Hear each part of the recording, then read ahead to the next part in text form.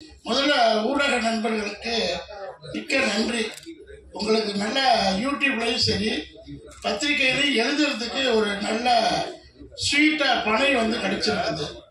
நம்ம நாட்டுடைய பாரம்பரியம், பொருளாதாரம், பண்பாடு, உடல் ஆரோக்கியம், பனங்கல், தென்னங்கல், ஈச்சக்கல் இதெல்லாம் ஆரோக்கியமான பொருட்கள்.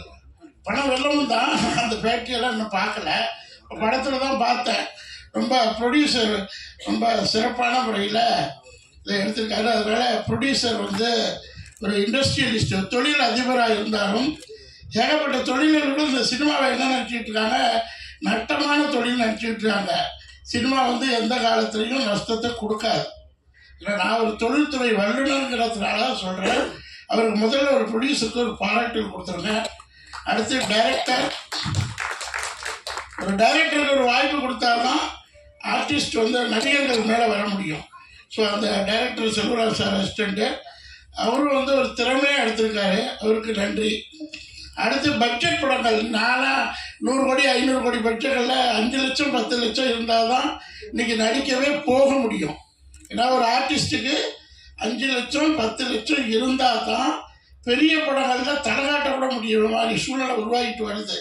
ஏன்னா அந்த மாதிரி ட்ரெண்டு இன்றைக்கி போயிட்டு இருக்க காலத்தில் சின்ன பட்ஜெட் படங்கள், அதாவது 2 கோடி 3 கோடி போட்டுப்பாருன்னு நினைக்கிறேன், எவ்வளோ தெரியல, அந்த பட்ஜெட் படங்களுக்கு மிகப்பெரிய சாதனையாளர் நம்ம சார் கவிப்பேரரசர் ஐயா பாரதிராஜ சார் காலத்தில் அந்த கவிதைகளில் தான் அதிகமாக பார்த்ததுண்டு. அவரும் கண்ணன் சார் கேமராமேன், சார் வரிகள் அது எது எடுத்தாலும் பாரதிராஜா சார் சொல்லுவாங்க.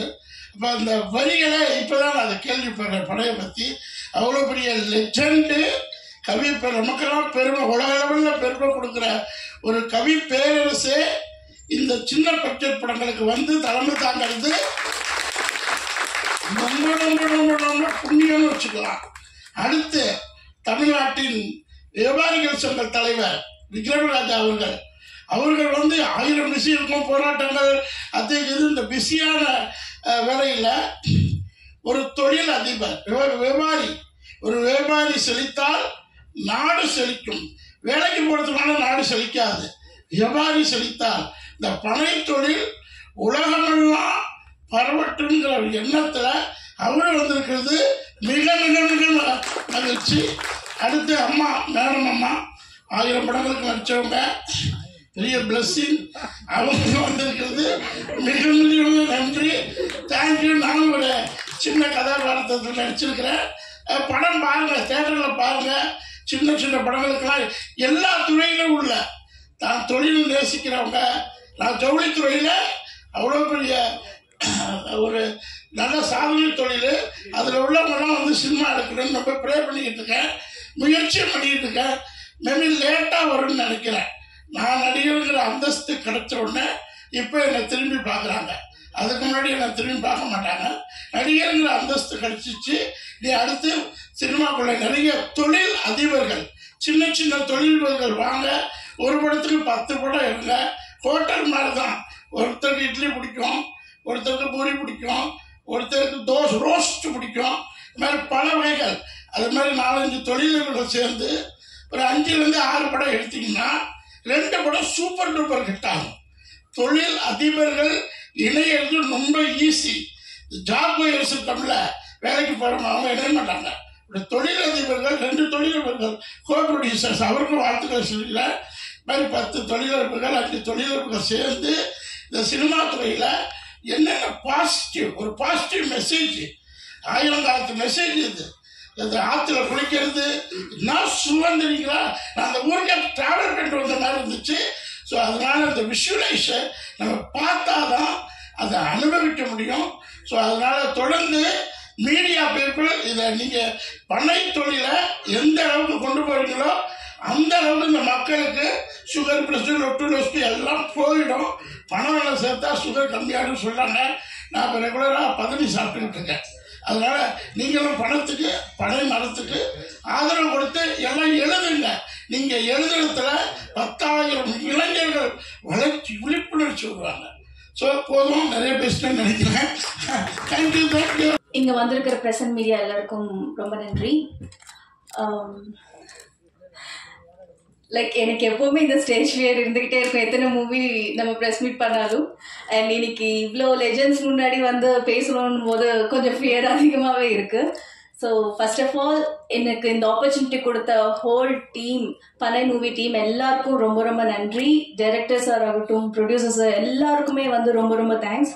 பிகாஸ் இந்த மூவியில் எந்த ஒரு நம்ம மிஸ்டேக் பண்ணியிருந்தாலும் ஃபர்ஸ்ட் ஆஃப் ஆல் அவங்களுக்கு தேங்க்ஸ் சாரி சொல்லிக்கணும். நான் மட்டுமே இல்லை, அவங்களும் பண்ணியிருந்தாலும் சரி. பட் ஸ்டில் ரொம்ப ஹாப்பியாக இருக்குது. எனக்காக வந்து இந்த மூவியில் வந்து ஒரு பர்சனல் ஒரு சோலோ சாங் இருக்கிறது வந்து எனக்கு ரொம்ப ரொம்ப ஹாப்பியாக இருக்குது. அது வைரமுத்து சார் இந்த மாதிரி ஒரு லெஜெண்ட் கிட்ட இருந்து எனக்குன்னு ஒரு சாங் கிரியேட் பண்ணதுக்கு ஃபர்ஸ்ட் ஆஃப் ஆல் ரொம்ப ரொம்ப thank you so much sir for this giving me this opportunity and I am feeling really proud for this. And எல்லாருக்கும் என்டையர் டீம் ஆஃப் பனை எல்லாருக்குமே ரொம்ப ரொம்ப தேங்க்ஸ். அண்ட் ரொம்ப சப்போர்ட்டிங்காக இருந்தீங்க. லேடிஸ் எல்லாருக்குமே வந்து ரொம்ப ரொம்ப நன்றிங்க. நல்ல உள்ளங்களுக்கும் என் அன்பார்ந்த வணக்கத்தையும் நன்றியும் தெரிவித்துக் கொள்கிறேன். இந்த விழாவிற்கு தலைமை தாங்க வந்திருக்கும் ஐயா வைரமுத்து அவர்களுக்கு என் வணக்கத்தை தெரிவித்துக் கொள்கிறேன். அவரே நிறைய நேஷனல் அவார்ட்ஸ் எல்லாம் வாங்கியிருக்காரு. அவர் இந்த ஃபங்க்ஷனுக்கு வந்திருக்காருன்னா கண்டிப்பா இந்த படத்துக்கு நிறைய அவார்ட்ஸ் வரப்போகுதுன்னு. அதே மாதிரி பனையோட பயனை பத்தி சார் நிறைய சொன்னாரு. நிறைய சொல்லும் போது அதையே உன்னிப்பா கவனிச்சிட்டு இருந்தேன். ஆனா திடீர்னு 1000 படங்கள்ட்டாரு. அவர் வாய் முகூர்த்தம் அப்படியே பலிக்கிட்டோம். 1000 படங்கள் நடிக்கலாம். என்ன மூர்த்தி சார்? ஓகே. இங்க வந்திருக்கிறவங்க எல்லாருமே எனக்கு நிறைய தெரிஞ்சவங்க, கொஞ்சம் தெரியாதவங்க. பனையை பத்தி நான் சொல்றதை விட ப்ரொடியூசர் சப்ஜெக்ட் எழுதி முதலே வந்து வரவேற்பு உரை சொல்லும் போதே சொல்லிட்டாரு. அடுத்து ஐயா ஸ்பீச் கொடுக்கும் போது அவரோட ஸ்பீச்சை நான் கேட்கணுங்கிறதுக்காக ரொம்ப ஆவலா இருக்கிறேன். கேமராமேனோட ஒர்க் ரொம்ப அழகா இருந்தது. ஏன்னா ட்ரெய்லர்ல பார்க்கும் போதே அந்த பனைமரங்கள்லாம் இவ்வளோ இருந்ததா. நான் நடிச்ச பனைமரத்துல அந்த நிழல் தான்.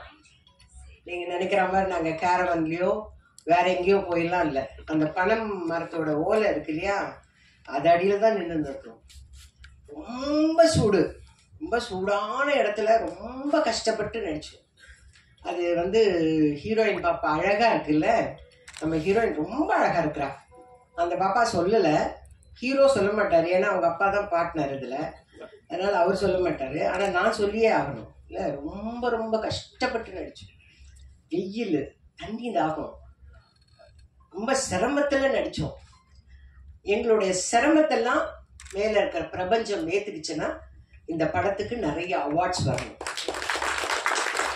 ரொம்ப சிரமப்பட, அதாவது அங்க வேலை செய்யறவங்களுடைய கஷ்டங்கள் என்னங்கிறத நாங்க அங்க போய் வேலை செய்யும் போது தெரிஞ்சுக்கிட்டோம். அதுக்காக தான் அவர் சொன்னார், ஊடகங்கள்லாம் வந்திருக்கீங்க, நீங்க ப்ரொமோட் பண்ணாதான். நீங்க எப்படி ஆர்டிஸ்ட் எல்லாம் ப்ரொமோட் பண்றீங்க, யூடியூப்ல ப்ரொமோட் பண்றீங்க, உங்க சேனல்ல எல்லாம் ப்ரொமோட் பண்றீங்கல்ல, அந்த மாதிரி இந்த படத்தை நீங்க ப்ரொமோட் பண்ணீங்கன்னா நிச்சயமா அங்க இருக்கிற மக்கள் மட்டும் இல்ல, அவங்க நமக்கு செஞ்சு கொடுக்கறது எல்லாமே நமக்கும் பயனுள்ளதாக வரும். அதை நீங்க இந்த படம் பார்த்தா தெரிஞ்சுக்குவீங்க. அதுக்குதான் அவர் வந்து ரொம்ப ஃப்ராங்கா சொல்லிட்டாரு, இந்த படத்துக்கு வந்து ப்ரொமோட் பண்ணுங்க, நீங்க எல்லாம் சொல்லுங்க அப்படின்னு. நீங்க நிச்சயமா சொல்லுவீங்கன்னு எனக்கு தெரியும். நீங்க பாத்தீங்கன்னா தெரிஞ்சுக்குவீங்க. அதுதான் நான் முதலே சொல்லிட்டேன். ஐயா வைரமுத்து அவர்கள் நிறைய அவார்ட்ஸ் வாங்கினவர். அவர் கையால அவர் தலைமை தாங்கி நடத்துற இந்த விழா அப்படின்னா அப்போ இந்த படத்துக்கு நிறைய அவார்ட்ஸ் இருக்குது. அப்போ அடுத்து நம்ம வந்து சந்திக்கிறது வந்து அவார்ட் ஃபங்க்ஷன்ல சந்திப்போம்னு நினைக்கிறேன். இதுல வந்து ஹீரோயின் ரொம்ப அழகா இருக்காங்க. ஹீரோ வந்து அந்த அந்த இன்னசென்ட், அந்த கேரக்டருக்கு ஏற்ற மாதிரி ரொம்ப இன்னசென்ட்டா இருக்காரு. நல்லா பண்ணியிருக்காங்க, 2 பேருமே ரொம்ப நல்லா பண்ணியிருக்காங்க. ரொம்ப சந்தோஷமா இருக்கு. இந்த மாதிரி இல்லை, ஆனால் ஷூட்டிங்ல ரொம்ப கஷ்டப்பட்டாங்க. இப்போ ரொம்ப அழகா பேசுறாங்க ஸ்டேஜில். ஐயா இவர் பேசும்போது சொன்னார், இந்த படத்துக்கு வந்து நானும் யோசிச்சேன், நம்ம வந்து சினிமாவுக்கு ஐயா வந்திருக்காரு. ஏன்னா பாடல் எழுதுனது மட்டும் இல்லை, தலைமை தாங்க ஒத்துக்கிட்டதே பெரிய விஷயம். அவர் வந்து ஐயா வந்திருக்காரு, என்ன பண்ண போறாரு அப்படின்னு. ஒருவேளை இந்த படத்தை ப்ரொமோட் பண்றதே அவராக தான் இருக்கும்னு நினைக்கிறேன்.